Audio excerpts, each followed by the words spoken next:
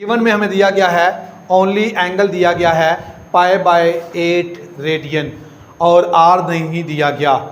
जैसे सर्कल में दिया गया होता है, ये हमारे पास रेडियस होता है आर और ये सेक्टर हमने फाइंड किया था। 7 वाले क्वेश्चन में भी सेम ऐसे था, लेकिन उसमें हमें एंगल भी दिया गया था और रदास रेडियस भी दिया गया था।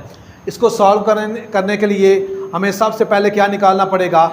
Area of sector. क्या निकालना पड़ेगा? क्योंकि हमने फाइंड करना है percentage of area of sector, तो हमें एरिया ऑफ सेक्टर पहले फाइंड करना पड़ेगा। एरिया ऑफ सेक्टर का फार्मूला होता है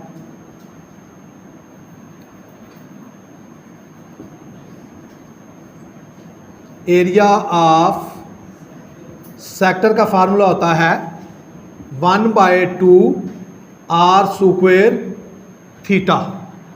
वैल्यू पुट करेंगे तो क्या आएगा? 1/2 आर स्क्वायर मालूम नहीं है, ये उसी तरह आएगा, और थीटा हमारे पास π/8 रेडियन है। मल्टीप्लाई करेंगे तो क्या आएगा? 1 पाई के साथ मल्टीप्लाई होकर पाई होगा 2 8 are 16 आर स्क्वायर। ये आ गया हमारे पास एरिया ऑफ सेक्टर। क्वेश्चन में ये पूछा गया है कि ये जो एरिया ऑफ सेक्टर है ये इस सर्कल के कितने परसेंट है, इस एरिया का, इस सर्कल का कितने परसेंट है, ये टोटल एरिया का कितने परसेंट है। तो ये उसी तरह है जैसे हम ऑब्टेन मार्क्स और टोटल मार्क्स का जो कम्बिनेशन बनाते हैं उसमें पता चलता है कि कितने परसेंट आपका जो है वो मार्क्स हैं। फॉर एग्ज़ाम्पल इंग्लिश के मार्क्स हैं किसी के, उसने ऑब्टेन मार्क्स हैं 35 आउट ऑफ 40। तो जब हम इसको परसेंटेज में निकालते हैं तो परसेंटेज मार्क्स निकालते हैं तो उसका फार्मूला हो जाता है obtain marks over total marks multiply 100। तो ये क्या आएगा? 35 ओवर 40 मल्टीप्लाई 100, तो ये तकरीबन बनता है 87.5%। 87.5%।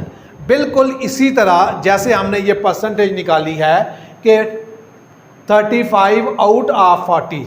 आप ये सेक्टर ऐसे समझें कि हमारे ऑब्टेन मार्क्स हैं और ये सर्कल, टोटल सर्कल का जो एरिया है ये ऐसे है जैसे हमारे टोटल मार्क्स हैं। तो इसका ये परसेंटेज फाइंड करने के लिए हमें क्या करना पड़ेगा? हमारे पास ऑब्टेन मार्क्स तो हैं, टोटल मार्क्स नहीं हैं। तो ऑब्टेन यानी कि एरिया ऑफ सेक्टर है, एरिया ऑफ सर्कल नहीं है। तो हमें सबसे पहले एरिया ऑफ सर्कल फाइंड करना होगा। तो एरिया ऑफ सर्कल का क्या फार्मूला होगा? एरिया ऑफ सर्कल का फार्मूला होता है πr square.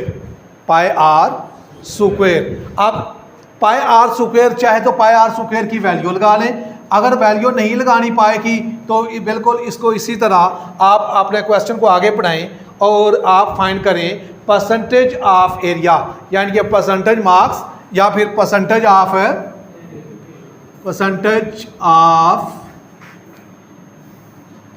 Area of sector. Area of sector formula क्या होगा? जैसे ऑब्टेन मार्क्स थे इसी तरह ऊपर हमारे पास ऑब्टेन मार्क्स की जगह पर क्या है? Area of sector over total marks की जगह पर area of circle.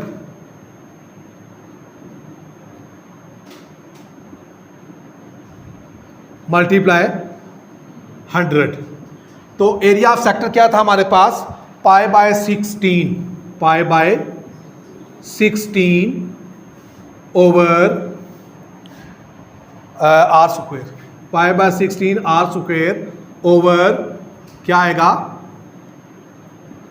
πr square multiply 100। तो ये क्या आएगा, pi by 16 R square dividing bye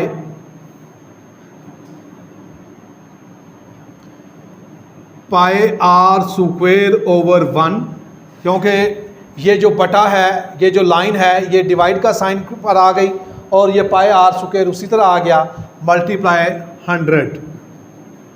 तो क्या आएगा, पाई आर स्क्वायर ओवर 16, डिवाइड को जब मल्टीप्लाई में करते हैं तो इनका इन्वर्स हो जाता है 1 over pi R square multiply 100।